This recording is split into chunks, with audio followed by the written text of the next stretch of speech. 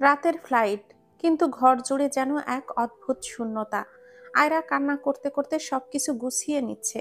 হাতের শাড়ি, কিছু প্রিয় বই, বাবার দেওয়া পুরানো কোরআন শরীফ। সবকিছু গোছানোর সময় প্রতিটা মুহূর্ত যেন তার হৃদয়ে দাগ কাটছে। মাহির এক কোণে দাঁড়িয়ে চুপচাপ দেখছে।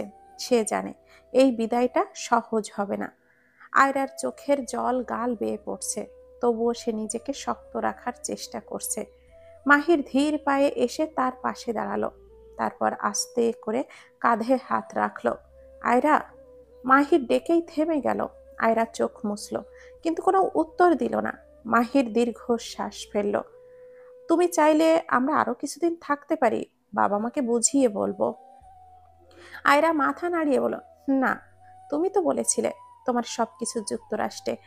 আমি যদি তোমার জীবন সঙ্গী হই, তাহলে আমারও তো তোমার সাথে থাকা উচিত। কিন্তু তাও বাবা ছাড়া। কথাটা শেষ করার আগেই চোখ থেকে টপাটপ করে পানি গড়িয়ে পড়ল। মাহির এবার শক্ত হাতে তাকে কাছে টেনে নিল। আমি জানি এটা কঠিন, কিন্তু তুমি একা নও। আমি আছি তোমার পাশে। আমি তোমাকে কখনো একা অনুভব করতে দেব না। আয়রা আর কিছুই বলল না, শুধু মাহিরের বুকে মুখ গুজে কেঁদে ফেলল। রাত গড়াতে লাগলো। বিদায়ের মুহূর্ত যত এগিয়ে আসছে, ততই মনটা ভারী হয়ে আসছে। আয়রা ধীর পায়ে নিচে নামলো। বুকের ভেতর মোচড় দিচ্ছে, কিন্তু মুখে শক্ত থাকার চেষ্টা করছে। নিচে নেমে দেখে মাহিরের বাবা মা আর ছোট বোন যারা রেডি হয়ে বসে আছে। সবার চোখেই বিদায়ের ছায়া, কিন্তু সবচেয়ে বেশি কষ্টের দৃশ্যটা দূরে দাঁড়িয়ে থাকা তার বাবাকে দেখে। আয়রার বাবা চুপচাপ দাঁড়িয়ে আছেন, কিন্তু চোখের কোণ ভিজে গেছে। তার বুকের মানিক আজ তাকে ছেড়ে চলে যাচ্ছে। এই বাস্তবতা মেনে নেওয়া যে কতটা কঠিন, তা তার অসহায় দৃষ্টিতেই স্পষ্ট। আয়রা থমকে গেল। চোখের পানি আটকানোর চেষ্টা করেও সে পারল না। ধীরে ধীরে বাবার দিকে এগিয়ে গিয়ে শক্ত করে জড়িয়ে ধরল। বাবা। এই এক শব্দের ভেতরেই যেন সব আবেগ লুকিয়ে ছিল। তার বাবা কাঁপা কাঁপা কণ্ঠে বলেন, যাও মা, সুখে থেকো, কিন্তু ভুলে যেও না এই বাবাটা প্রতিদিন তোমার জন্য দোয়া করবে। আয়রার কান্না আর থামল না। সে শক্ত করে বাবাকে ধরে বলল, আমি আপনাকে ছেড়ে থাকতে পারবো না বাবা। আমি কিভাবে আপনাকে ছাড়া থাকবো? মাহিরও এই দৃশ্য দেখে স্থির হয়ে গেল। তার মনেও কষ্ট হচ্ছিল, কিন্তু সে জানে আজ যদি আয়রাকে না নিয়ে যায়, তাহলে সে কখনো তার স্বপ্নের পথে এগোতে পারবে না। আয়রার বাবা তার মাথায় হাত রেখে বলেন, মা, স্বামীর সাথে যাওয়া তোমার দায়িত্ব। আমি চাই তুমি সুখে থাকো, ভালো থাকো। সবার চোখের কোণ ভিজে উঠল। মাহির আস্তে করে আয়রার হাত ধরল। চলো আয়রা, সময় হয়ে গেছে। আয়রা বাবার হাত ছাড়াতে পারছিল না, কিন্তু বাস্তবতা বড় কঠিন। সে একবার বাবার হাত ছুঁয়ে কপালে ঠেকালো, তারপর চোখের পানি মুছল। বিদায়ের সময় হয়ে গেছে। গাড়ির ভেতর চাপা একটা নীরবতা। কেবল আয়রার মৃদু কান্নার শব্দ ভেসে আসছে। সে বাবার বুকে মুখ গুজে কাঁদছে, যেন এই বুক ছেড়ে আর কোথাও যেতে চায় না। বাবার হাত আলতো করে মেয়ের চুলে বুলিয়ে দিচ্ছে, কিন্তু নিজেও চোখের পানি আটকে রাখতে পারছে না। মাহির একদম চুপচাপ, গাড়ির স্টিয়ারিং শক্ত করে ধরে আছে। সে কথা বলছে না, কারণ জানে কোনো কথাই এখন আয়রাকে সান্ত্বনা দিতে পারবে না। চোখের কোণ দিয়ে একবার তাকিয়ে দেখল, আয়রা বাবার বুকে শুয়ে আছে, আর বাবার চোখের অশ্রুর রেখা। পেছনের গাড়িতে মাহিরের বাবা মা আর ছোট বোন যারা বসে আছে। কারোর মুখেই কোনো কথা নেই। সবাই বোঝে আজকের এই বিদায়টা কতটা কষ্টের। গাড়ির জানালার বাইরে ঢাকা শহরের আলো ঝলমলে রাস্তা, কিন্তু আয়রার মনে হচ্ছে তার জীবনের থেকে সব আলো যেন মুছে যাচ্ছে। বাবা আস্তে করে বললেন, মা, কাঁদবি না, দোয়া করলাম তুই সুখে থাকিস। আয়রা কোনো উত্তর দিল না, শুধু বাবার হাতটা শক্ত করে ধরে থাকলো। তার হাতটা কাঁপছে, চোখের পানি কোনোভাবেই বাঁধ মানছে না। মাহির ধীরে ধীরে গাড়ি চালিয়ে এয়ারপোর্টের দিকে এগিয়ে যেতে লাগলো। রাতের শহরটা যেন আজ খুব নীরব মনে হচ্ছে। গাড়ি এয়ারপোর্টের সামনে এসে থামলো। আয়রা ধীরে ধীরে দরজা খুলে নামলো, কিন্তু তার পা যেন জমে গেছে। বুকের ভেতর এক অজানা শূন্যতা। সে আর নিজেকে আটকে রাখতে পারল না। বাবার দিকে দৌড়ে গিয়ে শক্ত করে জড়িয়ে ধরল। বাবা, আমি আপনাকে ছেড়ে কিভাবে থাকবো? ফুপিয়ে কাঁদতে লাগলো আয়রা। বাবা তার মেয়েকে শক্ত করে জড়িয়ে ধরে বললেন, মা, আমিও তোমাকে ছাড়া থাকতে পারবো না, কিন্তু জীবনের প্রয়োজনে কখনো কখনো কঠিন সিদ্ধান্ত নিতে হয়। আয়রা মাথা নেড়ে কিছু বলতে যাবে, তখনই হঠাৎ চোখ পড়ল সামনে আসা কয়েকজন পরিচিত মুখের দিকে। রাজ, তার চাচা আর চাচি আসছে। রাজ ছুটে এসে বলল, তুমি সত্যি চলে যাচ্ছ এত দূরে? রাজের চাচা চাচিও এসে আয়রাকে জড়িয়ে ধরল। চাচি বলল, মা, এত দূরে চলে যাচ্ছ? আমরা কিভাবে থাকবো তোকে ছাড়া? আয়রা আর নিজেকে ধরে রাখতে পারল না। রাজের চাচা চাচিকেও শক্ত করে জড়িয়ে ধরে হাউমাউ করে কাঁদতে লাগলো। আমার আর ফিরে আসার সুযোগ হবে তো চাচি? কাপা কাপা কণ্ঠে বলল আয়রা। চাচি চোখে মুখে পানি মুছে বললেন, আল্লাহ ভরসা মা, তুমি সুখে থেকো, তোমার জন্য আমরা সব সময় দোয়া করব। রাজ চুপচাপ দাঁড়িয়ে ছিল, চোখের অশ্রু টলমল করছে। সে জানে আজ হয়তো শেষবারের মতো প্রিয় বন্ধুর কাছ থেকে বিদায় নিতে হচ্ছে। মাহির একটু দূরে দাঁড়িয়ে এই দৃশ্য দেখছিল, কিছু বলল না, শুধু গভীরভাবে দেখছিল আয়রাকে। আজ সে আরো ভালোভাবে বুঝতে পারল আয়রার জীবনে এই মানুষগুলো কতটা জায়গায় আছে। এয়ারপোর্টের ভেতরে শেষ ডাক দেওয়া হচ্ছে, যাত্রী মাহির রহমান ও আয়রা রহমান, অনুগ্রহ করে বোর্ডিং গেটে চলে আসুন। ঘোষণার শব্দ বাতাসে মিশে যায়, কিন্তু আয়রার কানে কিছুই যাচ্ছে না। সে শক্ত করে বাবাকে জড়িয়ে ধরে আসে, যেন আর কখনো ছাড়তে না চায়। চোখ দিয়ে টপ টপ করে পানি পড়ছে, বুক কাঁপছে অজানা এক শূন্যতায়। বাবা, আমি যাব না, আমি পারবো না, আমাকে বলো না যাওয়ার জন্য, আমি তোমাকে ছেড়ে থাকতে পারবো না। তার কণ্ঠ ভেঙে যাচ্ছে, প্রতিটা শব্দের সঙ্গে তার হৃদয়ের একটা অংশ যেন খসে পড়ছে। আয়রার বাবা চোখটা বন্ধ করে একটা দীর্ঘশ্বাস ফেললেন, কপালে ভাঁজ, চোখ লাল হয়ে গেছে। তিনি জানেন মেয়েকে এইভাবে আটকে রাখা ঠিক নয়, কিন্তু বাবার মন, সে কিভাবে একমাত্র মেয়েকে দূর থেকে যেতে দেয়? মাহির এক পাশে দাঁড়িয়ে নিঃশব্দে দেখছিল। সে ভাবছিল এই বিদায়টা কতটা কঠিন, কিন্তু তাদের যেতেই হবে। এটাই সত্যি, এটাই বাস্তবতা। সে ধীরে ধীরে আয়রার কাছে এগিয়ে গেল, কোমল স্বরে বলল, আয়রা, আমাদের যেতে হবে, দেরি হয়ে যাচ্ছে। কিন্তু আয়রা শক্ত করে মাথা নাড়িয়ে বলল, আমি যাব না মাহির, আমি আমার বাবাকে ছেড়ে থাকতে পারবো না। তার কণ্ঠ এতটাই বেদনা ছিল যে চারপাশে দাঁড়িয়ে থাকা লোকজনও নিঃশ্বাস বন্ধ করে তাকিয়ে রইল। মাহির এক মুহূর্ত তাকিয়ে থাকলো। মাহির বুঝতে পারলো কোনো যুক্তি, কোনো বুঝ দেওয়ার ভাষা এই মুহূর্তে তার কাছে আসবে না। তাই সে কিছু না ভেবে হঠাৎই আয়রাকে দুই হাতে তুলে নিল। মাহির, না, আমাকে নামাও প্লিজ। আয়রা ছটফট করছে, কাঁদছে, চিৎকার করছে, কিন্তু মাহির শক্ত করে ধরে আছে। তার চোখেও পানি জমেছে, কিন্তু এই মুহূর্তে সে দুর্বল হলে আয়রাকে আর কখনো নিয়ে যেতে পারবে না। আমাদের যেতে হবে আয়রা, এটা আমাদের জীবন, আমাদের ভবিষ্যৎ। তুমি আমাকে ছেড়ে যেতে পারবে না, যেমন আমি তোমাকে ছেড়ে থাকতে পারবো না। মাহির ধীরে ধীরে বলল, কিন্তু তার গলার স্বরও ভারী হয়ে এসেছে।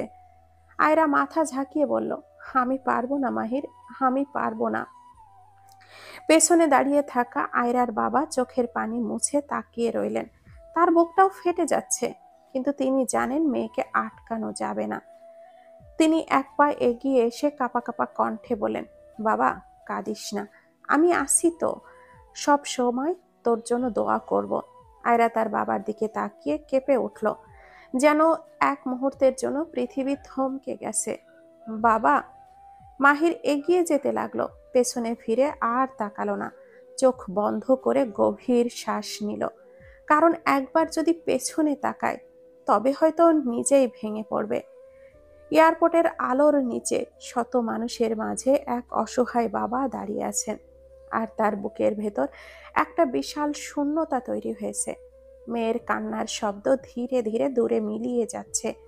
বিদায়ের এই মুহূর্তে যেন পুরো পৃথিবী স্তব্ধ হয়ে গেছে। প্লেনের গেটের শেষবারের মতো ঘোষণার শব্দ বাতাসে মিলিয়ে গেল। আয়রা মাহিরের কোল থেকে ছটফট করেছে, নামার চেষ্টা করছে, কিন্তু মাহির শক্ত করে ধরে রেখেছে। তার চোখে কান্না, বুকের মধ্যে প্রচন্ড যন্ত্রণা, কিন্তু সে জানে তাকে শক্ত থাকতে হবে। মাহির, প্লিজ আমাকে যেতে দাও, আমার বাবার কাছে যেতে দাও। আয়রা মাহিরের বুকের কাছে মুখ গুজে কামড়ে দিল, যেন নিজের কষ্টটাকে কোনোভাবে প্রকাশ করতে পারে। মাহির ব্যথায় একটু কেঁপে উঠল, কিন্তু কিছুই বলল না। এই কামড় ব্যথার না, এটা ভালোবাসার, এটা অসহায়ত্বের। আয়রা প্লিজ নিজেকে সামলাও, মাহির ফিসফিস করে বলল, কিন্তু তার কণ্ঠেও গভীর বেদনা। কিন্তু আয়রা আর সহ্য করতে পারল না। সে এক ঝটকায় মাহিরের হাতটা ছাড়িয়ে দৌড়ে গেল। বাবা! তার চিৎকারে পুরো এয়ারপোর্ট কেঁপে উঠল যেন। আয়রা তার বাবার কাছে গিয়ে শক্ত করে জড়িয়ে ধরল, যেন আর কখনো ছাড়তে চায় না। তার শরীর কাঁপছে, কান্নার শব্দ স্পষ্ট শোনা যাচ্ছে। বাবা, আমি পারবো না, আমি সত্যি পারবো না, আমাকে যেতে বলো না। তার বাবার চোখেও জল। তিনি মেয়ের মাথায় হাত বুলিয়ে বলেন, বাবা, তোমাকে যেতেই হবে। এটা তোর নতুন জীবন, নতুন সংসার। কিন্তু মনে রাখিস, আমার দোয়া সবসময় তোর সঙ্গে থাকবে।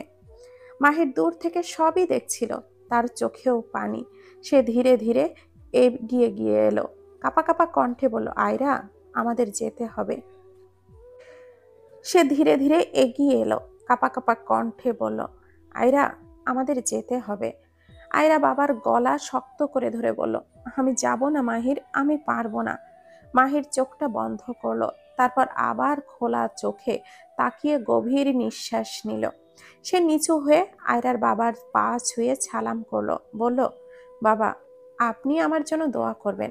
আমি আপনার মেয়েকে কখনো কষ্ট দেব না, আমি ওকে সবসময় ভালো রাখবো। আয়রার বাবা মাহিরের মাথায় হাত রাখলেন, চোখের পানি ধরে রাখতে পারলেন না। শেষ ডাক আসছে। মাহির এবার কোমলভাবে আয়রার হাতটা ধরল, চলো আয়রা, আমাদের যেতে হবে। আয়রা বাবার দিকে তাকিয়ে আছে, তার চোখে কান্না, তার হৃদয় ভেঙে যাচ্ছে। তার বাবা কষ্ট লুকিয়ে হাসলেন, বাবা, যা, আল্লাহ তোমাদের হেফাজত করুন। আয়রা ধীরে ধীরে বাবার হাত ছাড়ল, কান্না চেপে মাহিরের হাত ধরল। তারপর যেন আর এগোতে চাইল না, কিন্তু তাকে যেতেই হবে। বুকের মধ্যে একটা শূন্যতা নিয়ে হাজারো স্মৃতি ফেলে সে প্লেনের দিকে হাঁটতে লাগলো। আয়রার মাথাটা ঝিমঝিম করছিল, বুকের মধ্যে কেমন একটা চাপা ব্যথা অনুভব করছিল সে। কান্না, কষ্ট, দুশ্চিন্তা সব মিলিয়ে শরীর আর ছাপড় দিচ্ছিল না। হঠাৎ করে তার চোখের সামনে সবকিছু ঘোলা হয়ে গেল। মাহির! কাপা কণ্ঠে নাম ধরে ডাকতেই তার শরীর নিস্তেজ হয়ে এলো। এক মুহূর্তের জন্য সে দাঁড়িয়ে থাকার চেষ্টা করলো, কিন্তু ব্যর্থ হলো। পরের মুহূর্তে সে ধপ করে নিচে পড়ে যাওয়া ধরল। আয়রা! মাহির তাড়াতাড়ি করে ছুটে গিয়ে তাকে তুলে নিল। তার মুখ ফ্যাকাশে হয়ে গেছে, নিস্তেজ হয়ে পড়ে আছে তার বাহুতে। আয়রা, চোখ খোলো, তোমার কিচ্ছু হবে না। মাহিরের ভয়ে যে তীব্র আতঙ্ক। পাশে দাঁড়িয়ে থাকা তার বাবা, মা, ছোট বোন সবাই দৌড়ে এলো। মাহির এক গভীর দীর্ঘশ্বাস ফেলল, তার হৃদয়টা মোচড় দিয়ে উঠল। প্লেনের ঘোষণা বারবার দেওয়া হচ্ছে, আর অপেক্ষা করার কোনো সময় নেই। এক মুহূর্ত দেরি না করে মাহির শক্ত করে আয়রাকে কোলে তুলে নিল। আয়রার মাথাটা তার বুকের সঙ্গে হেলানো, চোখ দুটো বন্ধ, যেন গভীর ঘুমে আচ্ছন্ন। মাহির চুপচাপ প্লেনের দিকে এগিয়ে গেল, তার ভেতরটা যেন শূন্য হয়ে আসছে। সারা রাস্তা ধরে আয়রা কেবলই বলছিল, আমি যাব না মাহির, আমাকে রেখেই চলে যাও। কিন্তু এখন কোনো শব্দ নেই। মাহির প্লেনের সিটে গিয়ে বসলো, কোলে থাকা আয়রাকে একবার ভালো করে দেখলো। তার কপালের কাছের চুলগুলো এলোমেলো হয়ে আছে, গাল ভর্তি কান্নার দাগ। সে ধীরে ধীরে হাত বুলিয়ে দিল আয়রার কপালে। আমি জানি তুমি কষ্ট পাচ্ছ আয়রা, কিন্তু বিশ্বাস করো, আমি তোমাকে কষ্ট দেওয়ার জন্য নিচ্ছি না। আমি তোমার ভালোবাসা ছাড়া আর এক মুহূর্ত বাঁচতে পারবো না। তারপর সে গভীর ভালোবাসায় আয়রাকে শক্ত করে জড়িয়ে ধরে কপালে আলতো করে চুমু দিল। প্লেন ধীরে ধীরে রানওয়েতে এগিয়ে চলল, আর পেছনে পড়ে রইল আয়রার প্রিয় দেশ, প্রিয় মানুষ। আয়রার বাবার কাঁপা কাঁপা হাত তখনও প্লেনের দিকে বাড়ানো ছিল, কিন্তু ততক্ষণে দূর আকাশে মিলিয়ে গেছে সব। আয়রার বাবা কাঁদছিলেন, তার চোখের জল যেন কখনো থামতো না। সে এতটা কাঁদছিল যে রাজের বাবা ও মা কেউই তাকে সামলাতে পারছিল না। হঠাৎ করে আয়রার বাবা তার বুক চেপে ধরলেন, যেন যেন মাটি থেকে কিছু চেয়ে নিতে চাইছিলেন। তার সমস্ত শক্তি শেষ হয়ে যাচ্ছিল, আর অস্থিরতার মাঝে শেষ মুহূর্তে তিনি অজ্ঞান হয়ে পড়ে গেলেন। রাজের মা তৎক্ষণাৎই তার পাশে এসে দাঁড়ালেন, কাঁদতে কাঁদতে বলেন, আমার সন্তান, তোমার কষ্ট সহ্য করা সত্যি কঠিন। রাজের বাবা অসহায়ের মতো দাঁড়িয়েছিলেন, কিছুই করতে পারছিলেন না। তার চোখের ভেতরে গভীর বেদনা, কিন্তু তাকে কিছু বলার মতো সাহস ছিল না। আয়রার বাবা কখনোই এই ধরনের পরিস্থিতি সহ্য করেননি। স্ত্রীর মৃত্যুর পর তার পুরো পৃথিবী একাই ছিল হচ্ছে আয়রা। তিনি তার মেয়ে ছাড়া আর কিছুই জানতেন না। আয়রা ছিল তার জীবনের একমাত্র আশ্রয়, একমাত্র শান্তি। তার সুখের কারণ, তার জীবনের সব থেকে গুরুত্বপূর্ণ ব্যক্তি ছিল সে। এখন সেই মেয়ে যখন চলে যাচ্ছে, সব কিছু যেন ছিন্ন বিচ্ছিন্ন মনে হচ্ছিল। আয়রার বাবা চুপচাপ বুকে হাত দিয়ে কেঁপে কেঁপে অজ্ঞান হয়ে গেলেন। আর সেই মুহূর্তে সবাই কেবল তাকেই দেখছিল। রাজ ও রাজের বাবা হাতে হাত মিলিয়ে তাকে টেনে তোলার চেষ্টা করছিল, কিন্তু শোক আর যন্ত্রণা এতটাই গভীর ছিল যে তার কোনো কথা আসছিল না। এটি যেন এক নিষ্ঠুর বাস্তবতা ছিল। আয়রার বাবা তার একমাত্র ভরসা হারাচ্ছিলেন। রাজ এবং তার বাবা ও মা দ্রুত আয়রার বাবাকে নিয়ে হাসপাতালে ছুটে গেলেন। হাসপাতালের জরুরি বিভাগের দিকে ছুটে চলল তারা। সবার চোখে উদ্বেগের ছাপ। রাজের বাবা গাড়ি চালাচ্ছিলেন, আর রাজের মা পেছনে চুপচাপ বসে একে অপরকে সান্ত্বনা দিতে পারছিল না। তাদের মুখে কেবল কষ্ট আর দুশ্চিন্তার ছাপ। রাজ অস্থিরভাবে ফোনে চিকিৎসকদের সাথে যোগাযোগ করতে লাগলো। তাদেরকে বলল, আমাদের সঙ্গে একটা অসুস্থ লোক আছে, দ্রুত তাকে দেখতে আসুন। হাসপাতালে পৌঁছানোর পর চিকিৎসকরা তড়িঘড়ি করে আয়রার বাবাকে অ্যাম্বুলেন্স থেকে বের করে জরুরি কক্ষে নিয়ে গেলেন। হাসপাতালের করিডোরে সবাই দাঁড়িয়েছিল, মনের মধ্যে আশঙ্কার ছায়া। আয়রা আস্তে আস্তে চোখ খুলল এবং অনুভব করলো যে সে প্লেনে বসে আছে।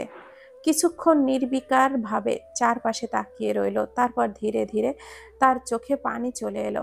কষ্টের দহনটা যেন প্রতিটি শিরা ও রক্তনালীর মধ্যে ছড়িয়ে পড়ছিল।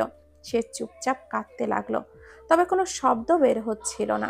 দীর্ঘ কয়েক ঘন্টার জার্নির পর অবশেষে প্লেনটি যুক্তরাষ্ট্রের বিমানবন্দরে থামলো। মাহিরের চোখের দৃষ্টি আয়রার দিকে নিবদ্ধ ছিল, কিন্তু তার মুখাবয়ব শীতল ছিল। আয়রা কিছুক্ষণ চুপচাপ বসে রইল। তার মনে এক ধরনের বিভ্রান্তি আর দুঃখ ছিল। বাবার আদর, একান্তে কাটানো মুহূর্তগুলো, এখন সবকিছু যেন পেছনে চলে গিয়েছে। যুক্তরাষ্ট্রে আসার সাথে সাথে নতুন জীবন শুরু করার তাড়না তার মধ্যে ঘুরপাক খাচ্ছিল, তবে তার হৃদয়ে নিঃশব্দভাবে এক কষ্ট বাস করছিল। প্লেন থেকে নামার পর মাহির আয়রার হাতটা ধরে সুরক্ষিতভাবে তাকে বিমানের দরজা থেকে বের করলো। এবার সামনে অপেক্ষা করছে এক নতুন পৃথিবী। তবে আয়রা এই নতুন পৃথিবীকে কিভাবে গ্রহণ করবে তা শুধুমাত্র সময়ের ওপর নির্ভর করবে। আয়রা অবাক হয়ে চারপাশ দেখল। যুক্তরাষ্ট্রের পরিবেশ ছিল সম্পূর্ণ ভিন্ন। আকাশ পরিষ্কার, বিল্ডিংগুলো বড় বড়, আর রাস্তার ধারে অসংখ্য গাড়ি ছুটে চলছিল। সারা পৃথিবী যেন এখানে এক অন্য মাত্রায় চলছিল। যেখানে সে বাংলাদেশের ছোট পরিচিত ভালোবাসার আবহে বড় হয়েছে, সেখানে এখানে এসে সবকিছু এতটাই অপরিচিত, এতটাই ভিন্ন লাগছিল। আয়রা বারবার ফোন দিল, কিন্তু প্রতিবারই ফোনটি বন্ধ পাওয়া গেল। তার মন অস্থির হয়ে উঠল, আর অবশেষে রাজকে ফোন করলো। আয়রা হঠাৎ উৎকণ্ঠিত হয়ে বলল, রাজ, বাবা কেমন আছে? কেন ফোন করছে না? রাজ একটু সময় নিয়ে উত্তর দিল, চাচ্চু ঠিক আছেন, হয়তো ব্যস্ত, তুমি চিন্তা করো না, সব ঠিক আছে। আয়রা কিছুটা সান্ত্বনা পেল, কিন্তু তার ভেতরে চিন্তা আর উদ্বেগ এখনো কাটেনি। কিন্তু ফোনটা বন্ধ কেন, সে আবারও প্রশ্ন করতে লাগলো। তবে রাজ কোনো উত্তর দিল না। মাহির আয়রাকে নিয়ে গাড়িতে উঠল। গাড়ি চলতে চলতে যুক্তরাষ্ট্রের নতুন পরিবেশে আয়রা বেশ খানিকটা বিস্মিত হয়ে বাইরে তাকিয়ে রইল। গাড়ি এক সময় একটি বিশাল সুন্দর বাড়ির সামনে থামলো। আয়রা কিছুক্ষণ মন্ত্রমুগ্ধের মতো বাড়িগুলোর দিকে তাকিয়ে রইল। এখানে সব কিছুই ছিল পরিচিত নয়, যা তার চোখে নতুন ছিল। এখানকার বাড়িগুলোর ডিজাইন, রাস্তা, পরিবেশ। মাহির গাড়ি থেকে নামলো এবং আয়রাকেও বের হতে সাহায্য করলো। আয়রা তাকে অনুসরণ করে, তবে তার মনে একাধিক প্রশ্ন ঘুরপাক খাচ্ছিল। মাহির তাকে সান্ত্বনা দেয়, এখানে সবকিছু ঠিক হয়ে যাবে, তুমি দেখে নিও। আয়রা তাকে কিছু না বললেও তার মনে অনেক কিছুই জমেছিল। মাহির বাড়িতে ঢুকতেই কেউ একজন পেছন থেকে জড়িয়ে ধরলো। উত্তেজনা ভরা কণ্ঠে ইংরেজিতে বলে উঠল, ব্রো, এতদিন পর ফেরার সময় হলো তোমার। আমরা সবাই এসেছি তোমার বাড়িতে, তুমি ফিরবে বলে। তারপরই চোখ পড়ল মাহিরের পাশের মেয়েটার দিকে। কপাল কুঁচকে কৌতূহলী দৃষ্টিতে জিজ্ঞাসা করলো, সো হু ইজ শি? মাহির হেসে বলল, আমার ওয়াইফ। বন্ধুটি বিস্ময়ে চমকে উঠল, না জানিয়ে বিয়ে করলি? মাহির কাঁধ ঝাঁকিয়ে স্বাভাবিক ভঙ্গিতে বলল, 3 বছর আগেই করেছিলাম। জ্যাক বিস্ময়ে চোখটা বড় বড় করে বলল, হোয়াট? 3 বছর আগেই বিয়ে করেছিস আর আমাদের একবারও জানাসনি? পাশে দাঁড়িয়ে থাকা আয়রা একটু লজ্জা পেল, মাহিরের দিকে তাকালো। মাহির মুখে ছিল মৃদু হাসি, যেন এই পরিস্থিতির জন্য সে আগে থেকেই প্রস্তুত ছিল। হ্যাঁ, 3 বছর আগেই করেছি, তখন বলা হয়নি কারণ। মাহির একটু থামলো, যেন কিভাবে ব্যাখ্যা করবে বুঝতে পারছে না। তারপর কাঁধ ঝাঁকিয়ে বলল, সময় হয়নি বলার। আর সত্যি বলতে, তোরা জানলে এত প্রশ্ন করতি, তাই ভেবে বলিনি। জ্যাক ঠোঁট কামড়ে হাসলো, আনবিলিভেবল। 3 বছর আর আমাদের জানাও নি? ভাই, এই অবিচার মেনে নেওয়া যায় না। পেছন থেকে আরেকজন বন্ধুর গলা শোনা গেল, ব্রো, এই বিশেষ সন্ধ্যায় সেলিব্রেশন তো হওয়াই দরকার, তাই না? জ্যাক সঙ্গে সঙ্গে সায় দিল, অ্যাবসলিউটলি। আজকের রাতটা আমাদের জন্য। মাহির একটু হাসলো, তারপর বলল, সেলিব্রেশন হোক, তবে সীমার মধ্যে। আয়রা অবাক হয়ে চারপাশ দেখছিল। এত অচেনা পরিবেশ, নতুন মানুষ, আর এখন সবার নজর তার দিকে। একটু অস্বস্তি হলেও মাহির নিশ্চিন্ত একটা হাসি দেখে একটু স্বস্তি পেল। জ্যাক আবারও চোখ টিপে বলল, ভাই, তুমি কিন্তু অনেক বড় সারপ্রাইজ দিয়েছো। জ্যাকের কথায় আশেপাশের সবাই হেসে উঠল। বন্ধুরা একে অপরের দিকে তাকিয়ে হাসির মাঝেই কেউ বলে উঠল, তাহলে আমাদের নতুন ভাবির জন্য একটা সুন্দর ওয়ার্ম ওয়েলকাম হওয়াই দরকার। রায়ান কাঁধে হাত রেখে বলল, মাহির, তুই কিন্তু অনেক চালাক। 3 বছর ধরে এমন একটা বিশাল খবর আমাদের থেকে লুকিয়ে রাখলি। ভাবি, মাহিরকে কি শাস্তি দেওয়া যায় বলুন তো? আয়রা একটু লজ্জা পেয়ে মাহিরের দিকে তাকালো। এত মানুষের সামনে সে কি বলবে বুঝতে পারছিল না। মাহির হাসিটা আরো গাঢ় করলো। সে মজা করেই বলল, শাস্তি সেটা পরে ঠিক করিস, আগে দেখি তোরা আসলে আমার জন্য কি সারপ্রাইজ রেখেছিস। জ্যাক হাততালি দিয়ে বলল, ও, এখন তো তুই গেস্ট, আর তোর জন্য আমাদের স্পেশাল প্ল্যান রেডি আছে। পেছন থেকে কেউ একজন বলল, ডিনার পার্টি আর মিউজিক হবে, কিন্তু নাচের পার্ট বাদ, কারণ এখন মাহির একজন রেসপন্সিবল হাজবেন্ড। মাহির হঠাৎ গম্ভীর কণ্ঠে বলল, নো মিউজিক, নো, হারাম মিউজিক হবে সব। সবাই চুপ হয়ে গেল। কিছু সময়ের জন্য যেন শব্দ থেমে গেল। জ্যাক এক মুহূর্তের জন্য চোখ বড় বড় করে মাহিরের দিকে তাকালো, তারপর হাসতে হাসতে বলল, ব্রো, মিউজিক না থাকলে তো পার্টি জমবে না। মাহির সরাসরি চোখে চোখ রেখে বলল, আমার প্রিন্সিপালস আমার বিশ্বাসের সঙ্গে কোনো কিছুই আপোষ করে না, এটা তো তোমাদের বুঝতে হবে, তাই না? আয়রা একটু লজ্জা পেয়ে গেল, কিন্তু মনে মনে গর্বিত হয়ে মাহিরের পাশেই দাঁড়িয়ে রইল। এই সিদ্ধান্তে সে পুরোপুরি সহমত ছিল। রায়ান অবশেষে মাথা ঝাঁকালো, ঠিক আছে ভাই, তুই ঠিকই বলেছিস, আমরা তোর ইচ্ছা অনুযায়ী চলবো। মাহির একটু ক্লান্ত ভাবে বলল, আজ কোনো ডিনার না, কালকে সব করব। আজ বড় ক্লান্ত। মাহিরের কথায় সবাই একটু হতবাক হলেও কিছুক্ষণ পর সবাই একে একে বিদায় নিল। রায়ান একটু মুখ কুঁচকে বলল, ঠিক আছে ভাই, তোর ক্লান্তি আমাদের বুঝতে হবে, কালকের জন্য সব ঠিক করব। তারা সবাই চলে যাওয়ার পর মাহির বাড়ির ভেতরে ঢুকলো। বাড়ির ভেতরে ঢুকতেই আয়রা অবাক হয়ে গেল। বাড়িটা ছিল যেন কোনো রাজপ্রাসাদ। প্রতিটি কোণ, প্রতিটি জিনিস এমনভাবে সাজানো যেন রাজাদের জন্য তৈরি করা হয়েছে। বিশাল বড় হল, উজ্জ্বল আলো, মার্বেল ফ্লোরিং, সিলিং থেকে ঝুলে থাকা দামি ঝাড়বাতি, সবকিছুই যেন এক স্বপ্নের মতো। আয়রার চোখের সামনে এক রহস্যময় ও বিলাসবহুল পরিবেশ, যা সে কখনো ভাবেনি। তার মনে হয়েছিল এতগুলো দিন ধরে যেটা সে কল্পনা করেছে তার চেয়ে অনেক বড় কিছু সে এখন দেখতে পাচ্ছে।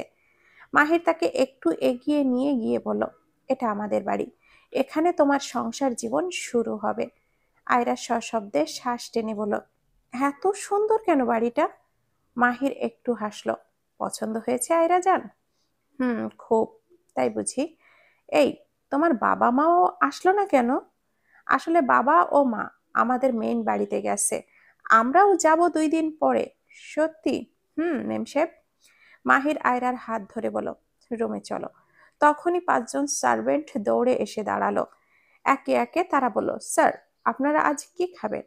মাহির এক দৃষ্টিতে সার্ভেন্টদের দিকে তাকিয়ে বলল, বাঙালি খাবার রান্না করো। সার্ভেন্টরা একে অপরকে দেখে দ্রুত কাজে নেমে গেল, যেন তারা আগে থেকেই জানতো মাহিরের চাহিদা কি। মাহির আয়রার দিকে হালকা হাসি দিয়ে বলল, এখানে সব খাবারই থাকবে, কিন্তু আমি শুধু সহজ এবং প্রথাগত খাবার চাই। বাঙালি খাবার আমার সবচেয়ে বেশি প্রিয়। আয়রা কিছু না বলে তার পাশ থেকে হেঁটে রুমে চলে গেল। তবে তার মনে এক অদ্ভুত অনুভূতি হচ্ছিল। রুমে ঢুকতেই আয়রা অবাক হয়ে গেল। এত সুন্দর রুম সে আগে কখনো দেখেনি। চারপাশে ছিল বিলাসবহুল আসবাবপত্র, সিল্কের বেড কাভার, রুমের মাঝখানে বিশাল সুপার কিং সাইজ বেড, আর তার উপরে স্নিগ্ধভাবে রাখা কিছু সুগন্ধি ফুল। এক কোনায় ছিল একটি বড় মিরর, যার সামনে আলাদা একটা ছোট বসার জায়গা। সিলিং থেকে ঝুলে থাকা মার্বেলের ঝাড়বাতি রুমকে আরো উজ্জ্বল আর আনন্দময় করে তুলেছিল। বাহিরের জানালা দিয়ে সূর্যের আলো রুমে প্রবাহিত হচ্ছিল, আর সবকিছু যেন এক অদ্ভুত শান্তিতে পূর্ণ ছিল। রুমের এক কোণে ছিল একটি ছোট্ট লাইব্রেরি, বইয়ের তাক সাজানো ছিল পরিপাটি। আয়রার চোখে কিছুটা অবিশ্বাস ছিল, তবে তার মন শান্ত হয়ে গিয়েছিল। এমন একটি পরিবেশ থাকতে হবে তাকে। এটা তার জন্য এক ধরনের নতুন অভিজ্ঞতা। সে ভাবছিল, এটা তো এক স্বপ্নের মতো। মাহির তার পাশে এসে দাঁড়িয়ে হালকা হাসলো। তোমার ভালো লেগেছে তো? আয়রা কিছুক্ষণ চুপ থেকে বলল, এটা এটা একদম স্বপ্নের মতো। আমি কখনো ভাবিনি এমন জায়গায় থাকতে হবে। মাহির তার দিকে তাকিয়ে বলল, এটা আমি আমার ইনকামের টাকায় তৈরি করেছি, এতে তোমার শ্বশুরের একটা টাকাও নেই। আয়রা রুমের চারপাশে চোখ বোলাতে লাগলো। হঠাৎ কিছু ওয়ালমেট এগুলো দেখলো। প্রথম ওয়ালমেটে লেখা ছিল, ভালোবাসি আয়রা জান। দ্বিতীয়টি ছিল, আমার বউ রাগ করেছে। তৃতীয়টি ছিল, 3 বছর বউ রেখে দূরে থাকা ঠিক হলো। চতুর্থটি ছিল, আমি আসছি জান। আয়রা হো হো করে হাসতে লাগলো। এই ওয়ালমেটগুলো দেখে সে হাসি থামাতে পারছিল না। মাহিরে এসব কিউট ও রোমান্টিক কাজ দেখে তার মন মুগ্ধ হয়ে গেল। হাসতে হাসতে আয়রা বলল, হে, এসব কি করেছো তুমি মাহির? মাহির তার দিকে তাকিয়ে মুচকি হাসলো এবং বলল, তোমার জন্য আয়রা, সব কিছুই তোমার জন্য। আয়রা হাসি থামিয়ে একরকম লাজুক হয়ে বলল, তুমি তো পুরো পাগল হয়ে গেছো। মাহির তার কাছে এসে মৃদু হাসি দিয়ে বলল, খুব পাগল, সেটাও তোমার জন্য। আয়রা তার কথা শুনে মৃদু হাসলো। মনে মনে ভাবলো, মাহির সত্যি একদমই আলাদা। মাহির বারান্দা থেকে একটি কালো গোলাপ এনে আয়রার সামনে দাঁড়িয়ে তাকে আয়নার সামনে দাঁড়াতে বলল। আয়রা একটু অবাক হয়ে গেল, কিন্তু মাহির তার দিকে হাসি দিয়ে এগিয়ে এলো। সে গোলাপটি আয়রার কানে গুজে দিল। তারপর পেছন থেকে তাকে হালকা জড়িয়ে ধরল। মাহির তার কানের কাছে মৃদু কণ্ঠে বলল, তোমার প্রিয় ফুল সুইটহার্ট, বাংলাদেশে নিয়ে যেতে পারিনি, কিন্তু এখানে তোমার কাছে আমার ভালোবাসার প্রতীক হিসাবে এই গোলাপ তোমাকে দিলাম। আয়রা একটু নীরব হয়ে গেল। তার মুখে এক অবর্ণনীয় অনুভূতি। এমন প্রেমময় মুহূর্তে সে যেন কিছু বলার মতো শব্দ খুঁজে পাচ্ছিল না। কালো গোলাপটির ঘ্রাণ, মাহিরের স্পর্শ এবং তার কথাগুলো সবকিছু মিলিয়ে এক অন্যরকম অনুভূতি তাকে ভরিয়ে দিয়েছিল। মাহিরের ফোনটা বেজে উঠল এবং সে মৃদু শব্দে বলল, আমি আসছি, জাস্ট 5 মিনিটস। আয়রা একটু চিন্তিত হয়ে বলল, এই অচেনা বাড়িতে আমায় রেখে কোথায় যাবে? মাহির এক মুহূর্তের জন্য থামল। তার চোখে অল্প দুশ্চিন্তা ছিল। তারপর সে সরলভাবে বলল, আমায় এখনই একটা মিটিংয়ে যেতে হবে, সরি আয়রা। আয়রা একটু নীরব হয়ে রইল, কিন্তু তার মুখে চিন্তার ছাপ ছিল। মাহির ধীরে ধীরে তার হাত ধরে বলল, আমার উপরে ভরসা এবং বিশ্বাস রাখো, এখানে তোমার নিরাপত্তা নিশ্চিত, আমি দ্রুত ফিরে আসব। আয়রা কোনো কথা না বলে মাথা নেড়ে সম্মতি জানালো, যদিও তার চোখে অল্প কিছু প্রশ্ন ছিল। মাহির তার কপালে আলতো করে চুমু দিয়ে দ্রুত বেরিয়ে গেল। মাহির চলে যাওয়ার পর আয়রা কিছুটা সময় রুমে বসে থাকলো, কিন্তু তার মন অস্থির ছিল। অচেনা বাড়ি, নতুন পরিবেশ। সে ভাবছিল, তাহলে কি সত্যি একা হতে হবে আমাকে? মাহির কি আমায় ভুলে যাবে? মাহির দ্রুত গাড়ি চালিয়ে তার বাবার অফিসে পৌঁছালো। অফিসের গেটের সামনে গাড়ি থামিয়ে সে তাড়াতাড়ি করে ভেতরে প্রবেশ করলো। অফিসের সবাই তাকে দেখে উঠে দাঁড়ালো এবং একসাথে সালাম দিল। আসসালামু আলাইকুম স্যার। মাহির মৃদু হাসি দিয়ে তাদের সালাম ফিরিয়ে দিল এবং বললেন, ওয়ালাইকুম আসসালাম। তার বাবা অফিস কক্ষে বসেছিল। মাহির বাবার কাছে এগিয়ে গিয়ে শ্রদ্ধা জানিয়ে বলল, আসসালামু আলাইকুম বাবা। তার বাবা মৃদু হাসলেন এবং বলেন, ওয়ালাইকুম আসসালাম মাহির, তুমি সময় মতো চলে এলে। চলো, মিটিং শুরু করা যাক। মাহির দ্রুত কাজ শুরু করলো, তবে তার মনের মধ্যে আয়রার চিন্তা ছিল। মিটিং শুরু হলো। গুলি ধীরে ধীরে নেভে আসছিল, আর কাচের জানালাগুলোর বাহিরে সূর্য ডুবছিল।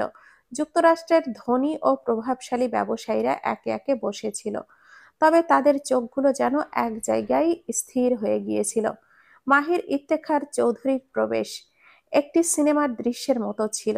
তার সুঠাম গড়ন, আত্মবিশ্বাসী পদচারণা এবং সেই মুগ্ধকর চোখ, সবকিছু যেন এক একটি দৃশ্যের মতো সম্পূর্ণ হয়ে উঠেছিল। যতক্ষণে সে মিটিংয়ে টেবিলের কাছে পৌঁছালো, ততক্ষণে পুরো রুম এক ধরনের নিস্তব্ধতা নেমে এসেছিল। যুক্তরাষ্ট্রের সেরা ব্যবসায়ীর ছেলে মাহির ইফতেখার চৌধুরী, যাকে তারা আগে শুধুমাত্র ফেসবুক এবং গ্ল্যামার মোডে দেখেছিল, আজ তাকে সামনে দাঁড়িয়ে দেখার এক অভূতপূর্ব অনুভূতি হচ্ছিল। তার পরিচিত ছিল তুঙ্গে, এবং তার উপস্থিতি যেন মিটিং রুমের এক ধরনের শক্তি ছড়িয়ে দিয়েছিল। মাহির যতক্ষণ মিটিং এর এজেন্ডা তুলে ধরল, তার কণ্ঠে এমন এক তীব্রতা ছিল যা শুনলে বুঝতে পারা যায় তার প্রতিটি শব্দ যেন প্রভাবশালী, আর সবার মনোযোগ পুরোপুরি তার ওপর। যুক্তরাষ্ট্রের মেয়ে ও ছেলেরা কেউই হালকা হাসি দিল, কেউ একে অপরের দিকে তাকিয়ে রইল, যেন বিশ্বাস করতে পারছিল না এত সুন্দর আর প্রভাবশালী একজন মানুষ তাদের সামনে বসে আছে। মাহির কিছু কৌশল নিয়ে আলোচনা করতে শুরু করলো। তখন কিছু অতিথি তার চোখের দিকে তাকিয়ে রইল, যেন মুগ্ধ হয়ে গিয়েছিল। কিছুটা আশ্চর্য চোখে তার মনে মনে ভাবছিল, এই মানুষটা তো শুধু ছবিতে ছিল, আজ বাস্তবে দেখা গেল। মাহির বুঝতে পারলো সবার নজর তার উপর, কিন্তু তার হৃদয়ের একমাত্র দৃষ্টি ছিল অন্য কোথাও, আয়রার দিকে। মিটিং শেষ হলো, আলো টিমটিম করে নিভে আসছিল এবং সবাই একে একে বের হয়ে যাচ্ছিল। তবে এক মহিলার চোখে ছিল একটু আলাদা আগ্রহ। সে খুব সাবলীলভাবে মাহিরের দিকে তাকিয়ে বলল, আপনি কি বিবাহিত? মাহির তার দিকে এক মৃদু হাসি দিয়ে তাকালো। তার চোখে এক ধরনের রহস্য ছিল, যেন সে জানে এই প্রশ্ন আসবে। সে একটু জবাব দিতে দেরি না করেই বলল, হ্যাঁ, 3 বছর 3 মাস হলো বিয়ের। তার এই সহজ সোজাসাপটা উত্তর ছিল এক ধরনের স্নিগ্ধতা, যেন পুরো রুমে একটা ভিন্ন অনুভূতি তৈরি হলো। মহিলাটি একটু অবাক হয়ে গেল, তারপর হালকা হাসি দিয়ে বলল, ও, তাহলে আপনি তো একেবারে প্রতিষ্ঠিত। মাহির একটু অন্যরকম দৃষ্টি নিয়ে বলল, প্রতিষ্ঠিত না, শুধু ভালোবাসা আর বিশ্বাসী সবকিছু। সে কথা বলেই আবারও মিটিং এর ফাইল গোছাতে লাগলো, কিন্তু তার মনে তখন আয়রার ছবি ভাসছিল, তার প্রথম প্রেম, তার সঙ্গী, তার জীবনের অমূল্য রত্ন। সে নিজের বাবার দিকে ফিরে বলল, বাবা, এবার আমি যাই, মিটিং এর কাজ তো শেষ। মাহিরের বাবা একটু স্মিত হাসি দিয়ে তাকে চোখে চোখে দেখে বলল, ওকে ইয়াংম্যান, তোমার কাজে আমি গর্বিত। মাহির গাড়ি চালিয়ে বাড়ির সামনে এসে থামলো। গতি কমিয়ে গাড়ি পার্ক করে সে দ্রুত গাড়ি থেকে নেমে সোজা বাড়ির দিকে রওনা দিল। বাড়ির দরজা খুলে প্রবেশ করার সাথে সাথেই সার্ভেন্টদের দিকে তীব্র দৃষ্টিতে তাকিয়ে সে জিজ্ঞাসা করলো, আয়রা কি খেয়েছে? সার্ভেন্টরা একটু সংকুচিত হয়ে মাথা নিচু করে উত্তর দিল, না স্যার, ভাবি তো কিছু খায়নি। মাহিরের চোখে রাগের আগুন লেগে গেল, তার মুখের অভিব্যক্তি বদলে গেল, যেন তার রাগ আর নিয়ন্ত্রণে রাখা সম্ভব নয়। তার স্নিগ্ধ চেহারায় এখন টান ছিল এবং তার কণ্ঠস্বরে কাঠিন্যতা ছিল। কেন খায়নি? মাহিরের কণ্ঠে অস্থিরতা স্পষ্ট, একেবারে সবাইকে তীক্ষ্ণ চোখে রাঙিয়ে দিল। সে দ্রুত পা ফেলে আয়রার রুমের দিকে গেল। তার মন যেন অস্থির হয়ে উঠেছিল। আজকের দিনের শেষে আয়রার খিদে না পাওয়ার মতো কিছু একটা ছিল, যা তার মনের শান্তি নষ্ট করে দিয়েছে। মাহির রুমে গিয়ে আয়রাকে দেখে বলল, আয়রা, কেন খাওনি এখনো? আয়রা হেসে বলল, তোমার জন্য। মাহিরের চোখে একটু কোমলতা এলো, তবে সে ঠান্ডা কণ্ঠে বলল, এভাবে মন খারাপ করা উচিত নয়। তুমি না খেলে আমি কিভাবে শান্তি পাবো? মাহির বলল, ফ্রেশ হয়ে আসছি। আয়রা মাথা নিচু করে অল্প হাসি দিয়ে বলল, ওকে। মাহির দ্রুত ফ্রেশ হতে চলে গেল, কিন্তু আয়রার চোখে এক মৃদু হাসির রেখা ছিল, যেন সে বুঝতে পেরেছে মাহির শুধু কিছুটা সময়ের জন্য রেগেছিল, তার রাগ খুব তাড়াতাড়ি কেটে যাবে। মাহির বের হতে আয়রা এক পলক নীরব থেকে তার কাছে এসে হালকা করে তাকে জড়িয়ে ধরলো এবং মৃদু কণ্ঠে বলল, ভালোবাসি মাহু। মাহির অবাক হয়ে তাকিয়ে বলল, কি? আমি মাহু? আয়রা হাসতে হাসতে বলল, হুম, শর্টকাট নাম দিলাম। মাহিরের মুখে একটুখানি হাসি চলে এলো, কিন্তু কিছু বলার আগেই আয়রা তার গালে একটা মিষ্টি করে চুমু দিয়ে বলল, তোমার রাগের সময়ও আমি তোমাকে ভালোবাসি মাহু। মাহির আয়রার কোমরটা শক্ত করে জড়িয়ে ধরে মুচকি হাসি দিয়ে বলল, তাই বুঝি বয়রা রানী? আয়রা একটু রেগে গিয়ে বলল, কি? মাহির হাসতে হাসতে বলল, মজা করছি বয়রা রানী, তুমি জানো আমি শুধু তোমাকে স্নেহ করি। আয়রা একটু বিরক্ত হলো, তার চোখে লুকানো হাসি ফুটে উঠল। মাহির মুচকি হাসি দিয়ে বলল, চলো রানী সাহেবা, খেতে যাই। আয়রা একটু হেসে বলল, ওকে মাহু। মাহির তার হাত ধরে স্নেহময় ভাবে বলল, তোমার এই হাসি আর কথা বলার ধরন সবই আমার কাছে বড্ড বেশি প্রিয়। চলো এখন আর দেরি না করি। আয়রা মৃদু হাসলো এবং দুজন একসাথে খেতে যাওয়ার জন্য প্রস্তুত হলো।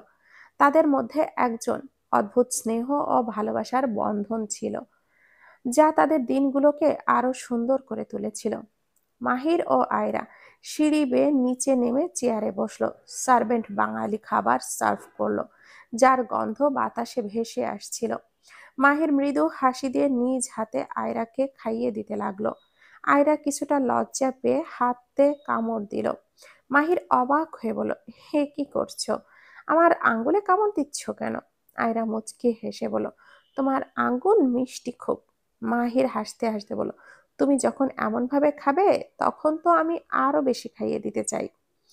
মাহির আয়রাকে খাওয়ানোর ফাঁকে ফাঁকে নিজেও এক এক লোকমা খেয়ে নিচ্ছিল। মাঝে মাঝে আয়রার মুখের দিকে মিষ্টি হাসি দিয়ে তাকাচ্ছিল, যেন তার সবচেয়ে প্রিয় কাজ এই মুহূর্তে আয়রাকে খাওয়ানো। আয়রা হেসে বলল, আপনি শুধু আমাকে খাওয়াচ্ছেন কেন, নিজে ভালো করে খান না। মাহির মৃদু হেসে বলল, তোমাকে খাইয়ে দেওয়ার আনন্দটাই আলাদা রানী সাহেবা। আয়রা একটু লজ্জা পেয়ে মাথা নিচু করলো। মাহির সেটা দেখে মজা করে বলল, আচ্ছা এবার তোমার দায়িত্ব আমাকেও খাইয়ে দেওয়া। আয়রা লজ্জায় লাল হয়ে গেল, কিন্তু মাহিরের ভালোবাসায় ভরা দৃষ্টির সামনে হার মেনে আস্তে আস্তে তার মুখের দিকে খাবার তুলে দিল। মাহির খুশি হয়ে বলল, এই তো, এখন ঠিক হলো। এইভাবে ভালোবাসায় ভরা মিষ্টি মুহূর্তে তারা দুজন একসাথে খাওয়া শেষ করলো। মাহির রুমে এসে মৃদু হাসি দিয়ে বলল, আয়রা, আমরা 1 মাস পর সুইজারল্যান্ড যাচ্ছি, কেমন হবে? আয়রা শুনে উচ্ছ্বাসে লাফ দিয়ে উঠল, বেশ হবে। না না, দারুণ হবে, সত্যি বলেছেন? মাহির হেসে বলল, সত্যি বলছি। তোমার জন্যই তো প্ল্যান করেছি। বরফে ঢাকা পাহাড়, সুন্দর হ্রদ, শান্ত পরিবেশ, সবই তোমার সঙ্গে উপভোগ করব। আয়রা আনন্দে মাহিরের হাতটা ধরে বলল, আমি তো স্বপ্নেও ভাবিনি, কিন্তু আপনি তো খুব ব্যস্ত থাকেন, তাহলে সময় পাবেন? মাহির নরম গলায় বলল, তোমার জন্য সময় না রাখলে কিসের ভালোবাসা? আমার কাজ থাকবে, কিন্তু তুমি তার থেকেও বেশি গুরুত্বপূর্ণ। আয়রার চোখে খুশির ঝিলিক ফুটে উঠল। সে বুঝতে পারল মাহির শুধু কথার কথা নয়, কাজে দেখিয়ে দেবে তার ভালোবাসা কতটা গভীর। রুহি রুমের দরজাটা বন্ধ করে চুপচাপ বসে রইল। মাথার মধ্যে রাজের কঠিন কথাগুলো বারবার বাজতে লাগলো। তুই আমার যোগ্য না, আমি ডাক্তার মেয়ে বিয়ে করব। আমার ভালোবাসা শুধু আমার বইয়ের জন্য, কোনো পরনারীর জন্য না। তার বুকের ভেতর হাহাকার করে উঠল, চোখ দিয়ে টপ টপ করে পানি পড়ছে, কিন্তু কেউ দেখার নেই, কেউ বোঝার নেই। হঠাৎ সে টেবিলের উপরে রাখা ব্লেডটা হাতে তুলে নিল। হাতটা সামনে বাড়িয়ে শিরাগুলোর দিকে তাকালো। একটা গভীর শ্বাস নিল, তারপর ধীরে ধীরে ব্লেডটা চেপে ধরলো নিজের কবজিতে। 1 সেকেন্ড, 2 সেকেন্ড, তারপর হঠাৎই হাতে তীব্র একটা ব্যথা ছড়িয়ে পড়লো। গাঢ় লাল রক্ত টপ টপ করে মাটিতে পড়তে লাগলো। রোহি যেন কোনো অনুভূতিই পাচ্ছিল না। চোখের পানি মুছে নিজের কাটা হাতের দিকে তাকিয়ে রইল। মনে হলো রাজের দেওয়া কষ্টের চেয়েও এই ব্যথা অনেক বেশি কম। তবে কি সত্যি এই পৃথিবীতে সে অপ্রয়োজনীয়? তার ভালোবাসা কি সত্যি এতটাই তুচ্ছ ছিল? রক্ত ধীরে ধীরে গাল বেয়ে নামতে শুরু করলো। বিছানার চাদরে ছোপ ছোপ দাগ পড়তে থাকলো। মাথাটা ঝিমঝিম করছে, দৃষ্টি ধোঁয়াশা হয়ে আসছে। হঠাৎ দরজার বাহিরে কারোর পায়ের শব্দ শোনা গেল। রাজ রাতে ঘুমাতে যাচ্ছিল, কিন্তু কোথাও যেন একটা অস্বস্তি কাজ করছিল। মনে হচ্ছিল কিছু একটা ঠিক নেই। হঠাৎ একটা অদ্ভুত অনুভূতি নিয়ে সে রুহির রুমের দিকে এগিয়ে গেল। দরজার সামনে দাঁড়িয়ে কপালে ভাঁজ পড়ল। দরজার ভেতর থেকে বন্ধ। রুহি! রাজ ডাকলো, কোনো সাড়া নেই। তার ভেতরটা কেমন যেন অস্থির হয়ে উঠল। সে দরজায় আবারও জোরে ধাক্কা দিল। রুহি, দরজা খোল। তবুও কোনো উত্তর নেই। এবার আর দেরি না করে সে দরজা ধাক্কা দিয়ে খুলে ফেলল। রুমের ভেতরে ঢুকেই সে থমকে গেল। রুহি মেঝেতে বসে আছে, হাত থেকে রক্ত গড়িয়ে পড়ছে। বিছানার চাদর লাল হয়ে গেছে, চোখ বন্ধ হয়ে আসছে, মুখ ফ্যাকাশে। রাজের মাথায় রাগ চড়ে গেল। সে এগিয়ে গিয়ে রুহির গালে একটা চড় বসিয়ে দিল। তুই কি পাগল হয়ে গেছিস? এসব ফালতু নাটক করছিস কেন? রুহি কোনো উত্তর দিল না, শুধু দুর্বল দৃষ্টিতে রাজের দিকে তাকিয়ে থাকলো। রাজ চিৎকার করে বাড়ির সবাইকে ডাকতে লাগলো, মা, বাবা, তাড়াতাড়ি আসো। রাজের মা বাবা দৌড়ে ঘরে ঢুকলেন। রক্ত দেখে তারা আতঙ্কিত হয়ে গেলেন। হায় আল্লাহ, রুহি, এটা কি করেছিস? তার মা কেঁপে উঠে বললেন। রাজ দাঁতে দাঁত চেপে বলল, একটা মানুষ এতটা বোকা কিভাবে হতে পারে? রাজের বাবা দ্রুত বললেন, তর্কের সময় নেই, তাড়াতাড়ি করে গাড়ি বের করো, হাসপাতালে নিয়ে যেতে হবে। কিন্তু তার আগেই রুহির শরীর নরম হয়ে এলো। চোখ ধীরে ধীরে বন্ধ হয়ে গেল।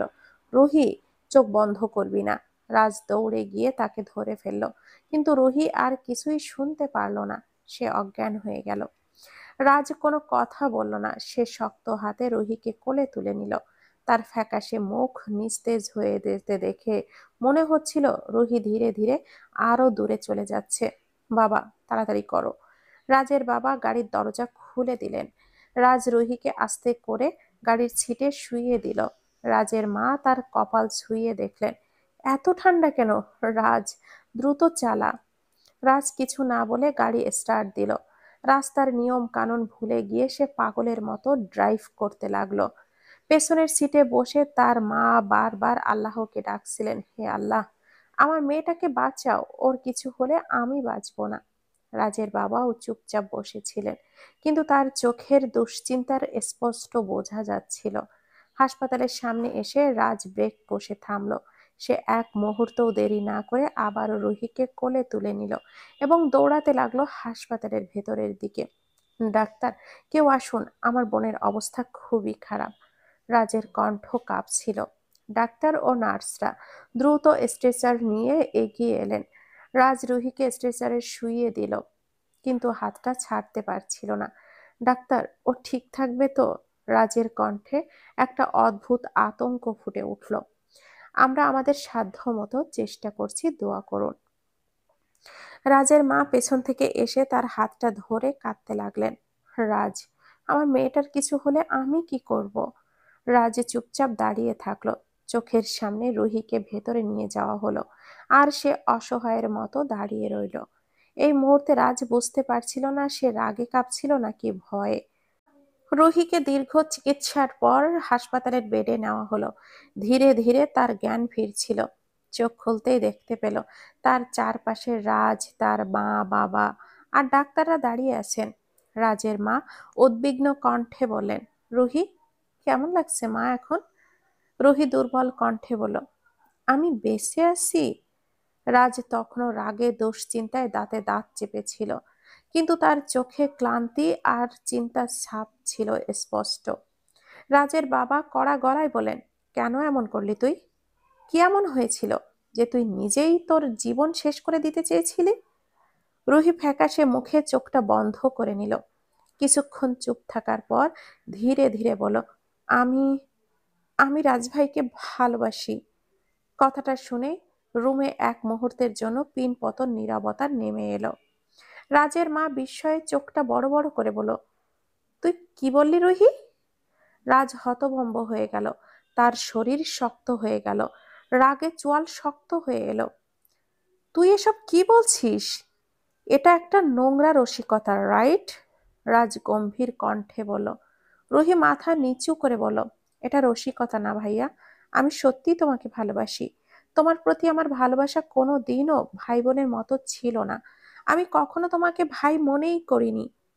রাজের পুরো শরীর কেঁপে উঠল। রাগে তার মুখ লাল হয়ে গেল। চুপ কর রুহি, একদম চুপ। আমি তোর ভাই, ফুফাতো ভাই। এটা কি ভুলে বসেছিস তুই? এতটা নিচে নামতে পারলি তুই? রুহির চোখ দিয়ে পানি গড়িয়ে পড়ছিল। সে কান্না ভেজা কণ্ঠে বলল, ভালোবাসা কোনো নিয়ম মানে না রাজ ভাই। আমি চাইনি এমন হোক, কিন্তু আমি নিজেকে আটকাতে পারিনি।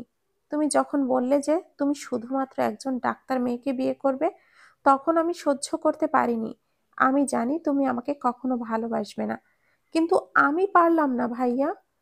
রাজ দাঁতে দাঁত চেপে বলল, এই ভালোবাসা হারাম রুহি। আমি কখনো তোর কথা ভাবতেও পারি না এইভাবে।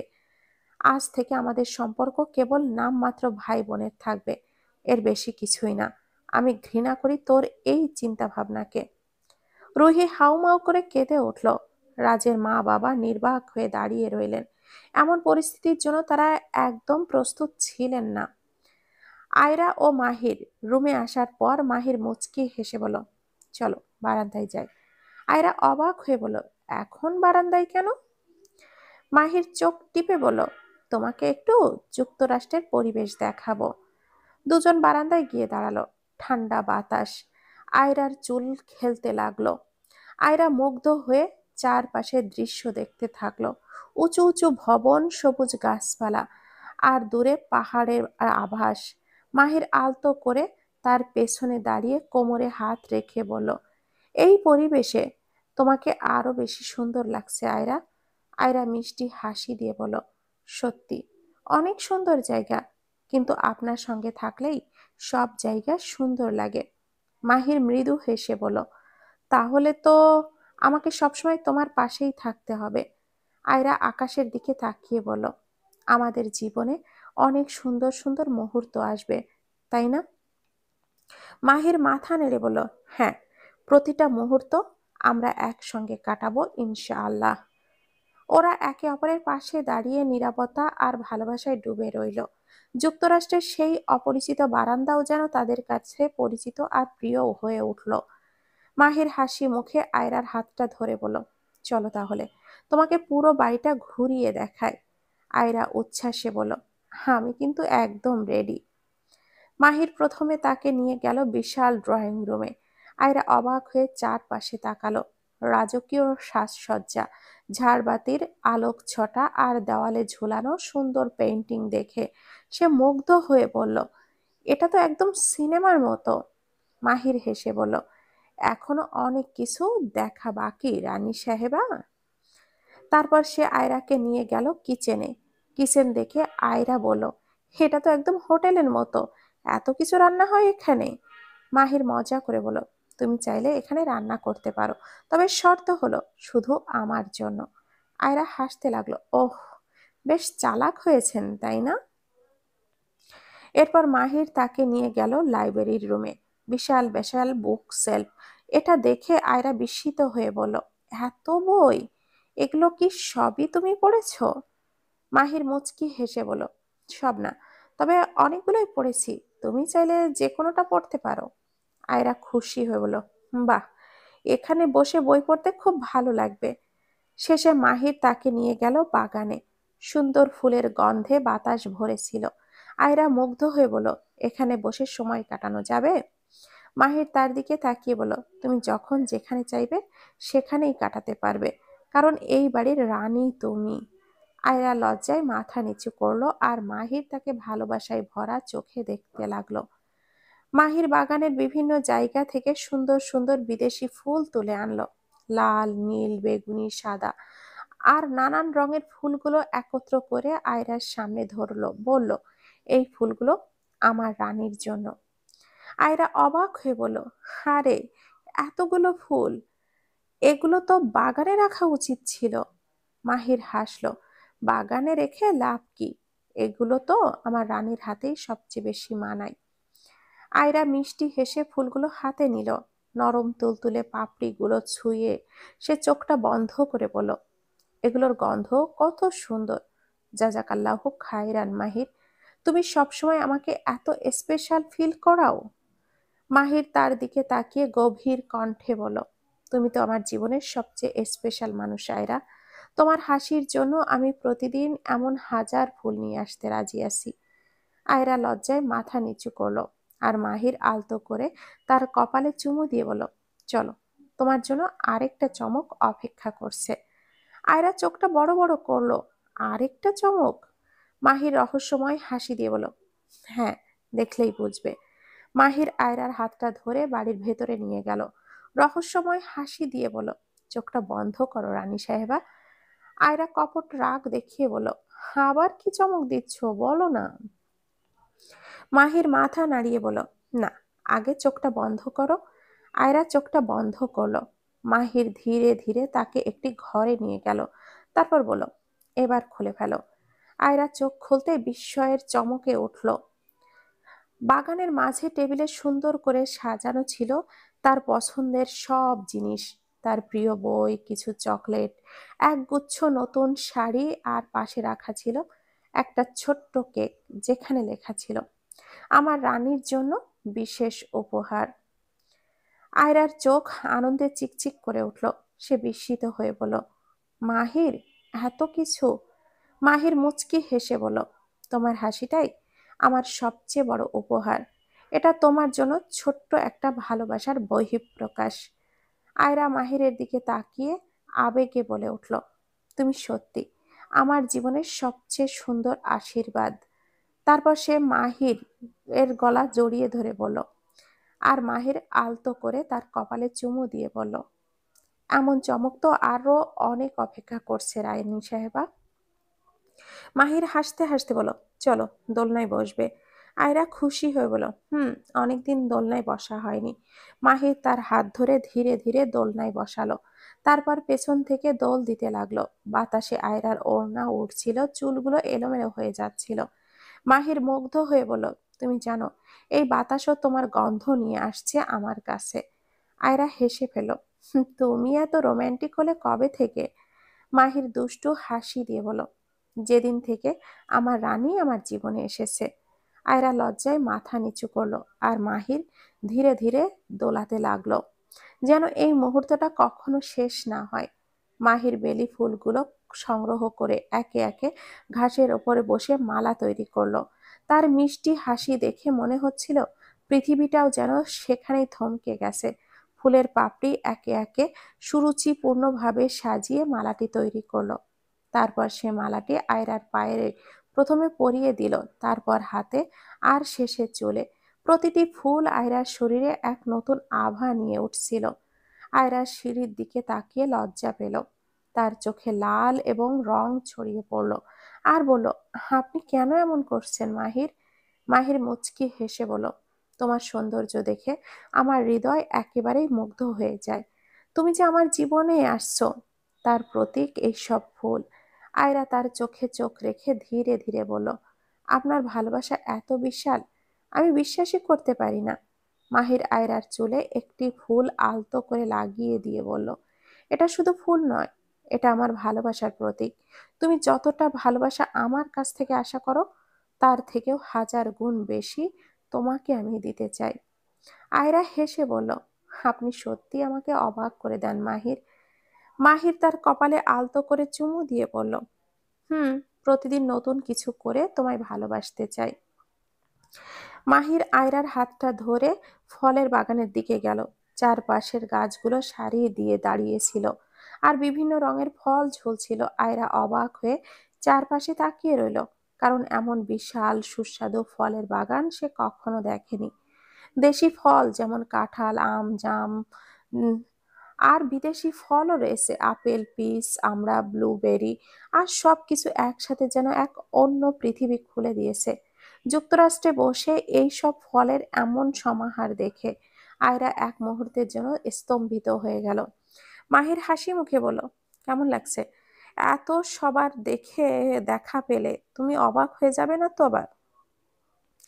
আয়রা মুগ্ধ হয়ে বলল, এত সুন্দর, এত সুস্বাদু ফল! আমি তো ভাবতেই পারিনি এখানে এমন ফল পাবো। মাহির আয়রার হাতে একটি পাকা আম ধরিয়ে দিয়ে বলল, তুমি যেভাবে জীবনকে উপভোগ করো, ঠিক তেমনি ভাবে এই ফলগুলো তোমার জন্য। আয়রা ফলটি হাতে নিয়ে মহা আনন্দে কামড় দিল, তারপর হাসতে হাসতে বলল, তুমি তো আমাকে সব কিছুতেই অবাক করতে থাকো মাহির। মাহির মিষ্টি করে হাসলো, তারপর বলল, এটা তো তোমার মুখে হাসি দেখলে আমি পৃথিবী জিতে গেছি মনে হয়। মাহির লাঠি দিয়ে অনেকগুলো ফল তুলে আয়রার হাতে দিল। আয়রা সেগুলো নিয়ে টুলে বসে একে একে খেতে লাগলো। তার মুখে খুশির হাসির রেখা ফুটে উঠেছিল। মাহির নিচে বসে তার দিকে তাকিয়ে রইল, এক মনে তার হাসি দেখে মুগ্ধ হচ্ছিল। এক সময় মাহির সোজা হয়ে বসে তার চোখের দিকে তাকিয়ে কিছু একটা বলতে লাগলো। একে একে লিপস থেকে বের হয়ে এলো, তুমি হাসলে এই পৃথিবী উজ্জ্বল হয়। তোমার চোখে দেখি অগণিত সুখের শহর। তোমার এই সহজ হাসি, তুমি যখন পাশে থাকো, সবই মনে হয় ঠিক, সবই কিছু সুন্দর। আয়রা একটু লজ্জা পেয়ে হাসলো, তারপর বলল, আপনি আবার কবিতা বলতে শুরু করেছেন মাহির? মাহির মিষ্টি করে হেসে বলল, তোমার জন্য আমি কবিতা লিখি, আমি শুধু তোমার হাসি দেখতে চাই। আয়রা মুগ্ধ হয়ে তাকে চোখ চেয়ে হাসলো, যেন তার হৃদয়ে সেই কবিতাটিকে গভীরভাবে অনুভব করছিল। রাতের পরিবেশটা ছিল শান্ত, তবে চারপাশে একটা উৎসব মুখর আবহাওয়া। মাহিরের বন্ধুরা গোপনে একটা ক্যান্ডেল লাইট ডিনার পার্টির আয়োজন করেছিল। মাহির যখন জানতে পারলো, তখন সে একটু বিরক্ত হলো, কিন্তু বন্ধুরা সবাই খুব উদ্দীপিত ছিল। রায়ান হাসতে হাসতে বলল, ব্রো, এটা তোর জন্য। তোর নতুন জীবনের শুরু উদযাপন না করলে চলে? মাহির গম্ভীর হয়ে বলল, আমি তো বলেছিলাম আজ কিছু করব না। জ্যাক কৌশলে হাসলো, রিল্যাক্স, এটা স্রেফ একটা হালকা ডিনার, কোনো হারাম জিনিস নেই। আমরা সবাই একসঙ্গে বসে খাবো, কিছু সুন্দর সময় কাটাবো। মাহির একটু চিন্তা করলো, তারপর আয়রার দিকে তাকালো। আয়রা একটু লজ্জা পেলেও মৃদু হাসলো। মাহির বলল, আচ্ছা ঠিক আছে, তবে সবকিছু সীমার মধ্যেই থাকবে। বন্ধুরা হাততালি দিয়ে উঠল। পুরো বাগানে ছোট ছোট ক্যান্ডেল জ্বালিয়েছিল। একটা রোমান্টিক আবহাওয়া তৈরি হয়েছিল। টেবিলে সুসজ্জিত খাবার, চারপাশে সুন্দর আলো, সবকিছু একদম সিনেমার মতো লাগছিল। মাহির ও আয়রা পাশাপাশি বসলো। বন্ধুরা মজার গল্প বলছিল, পুরানো স্মৃতি চারণ করছিল, আর মাঝে মাঝে মাহিরকে খোঁচাচ্ছিল, তুই আমাদের এত বড় কথা বলিসনি, শাস্তি কিন্তু পাবি। আয়রা পুরোটা সময় একটু চুপচাপ ছিল, কিন্তু মাহির মাঝে মাঝে তার দিকে তাকিয়ে মৃদু হাসছিল, যেন আশ্বাস দিচ্ছিল যে সব ঠিক আছে। ডিনার শেষে সবাই মিলে দোয়া করলো যাতে করে মাহির ও আয়রার নতুন জীবন বরকতময় হয়। রাত গভীর হতে থাকলো। মাহির বলল, এবার চল আমরা সবাই বিশ্রাম নেই, কাল অনেক কিছু করার আছে। বন্ধুরা একে একে বিদায় নিল। সবাই চলে যাওয়ার পর বাগানে ক্যান্ডেলগুলোর আলো তখনও টিমটিম করে জ্বলছিল। রাতের বাতাসটা ছিল ঠান্ডা আর শান্ত। মাহির ধীরে ধীরে আয়রার হাতটা ধরলো। কেমন লাগলো সারপ্রাইজটা? মাহির নিচু ঘরে জিজ্ঞেস করলো। আয়রা একটু লজ্জা পেল। ভালো, তবে আমি ভাবিনি তুমি রাজি হবে। মাহির হালকা হাসলো। তোমার মুখে হাসি দেখার জন্য অনেক কিছুই করতে পারি, জানো তো। আয়রার গাল লাল হয়ে গেল। সে চোখ নামিয়ে ফেলল, কিন্তু মাহির ধীরে ধীরে তার মুখটা হাত দিয়ে তুলে ধরল। তুমি লজ্জা পাচ্ছ কেন? মাহির মৃদু স্বরে বলল, তোমার চোখে একটা গভীরতা ছিল। আয়রা নিচু গলায় বলল, তোমার সামনে দাঁড়ালে সবকিছুই ভুলে যায়। মাহির হালকা হেসে আয়রার কপালে একটা চুমু দিয়ে এলো। তাহলে সব ভুলে শুধু আমাকেই মনে রেখো। বাতাসটা যেন একটু ভারী হয়ে উঠল। ক্যান্ডেলের আলোতে আয়রার মুখটা আরো উজ্জ্বল লাগছিল। মাহির গভীর দৃষ্টিতে তাকিয়ে থাকলো, তারপর ধীরে ধীরে আয়রাকে নিজের বাহুতে টেনে নিল। এভাবে কি সবসময় ধরে রাখবে? আয়রা মৃদু স্বরে বলল। মাহির তার কানে ফিসফিস করে বলল, যতদিন তুমি আমার পাশে থাকবে ততদিন ছাড়বো না। আয়রার হৃদস্পন্দন যেন বেড়ে গেল। মাহিরের উষ্ণতা, তার কণ্ঠের গভীরতা, সবকিছু যেন এক অদ্ভুত অনুভূতি তৈরি করছিল। মাহির হাসলো, তারপর বলল, চলো আজ রাতে একটু জ্যোৎস্না দেখি। আয়রা তাকিয়ে দেখলো আকাশে পূর্ণিমার চাঁদ ঝলমল করছে। মাহির তার হাতটা শক্ত করে ধরে বাগানের বেঞ্চিতে বসলো, আর আয়রা চুপচাপ তার পাশে মাথা রাখলো।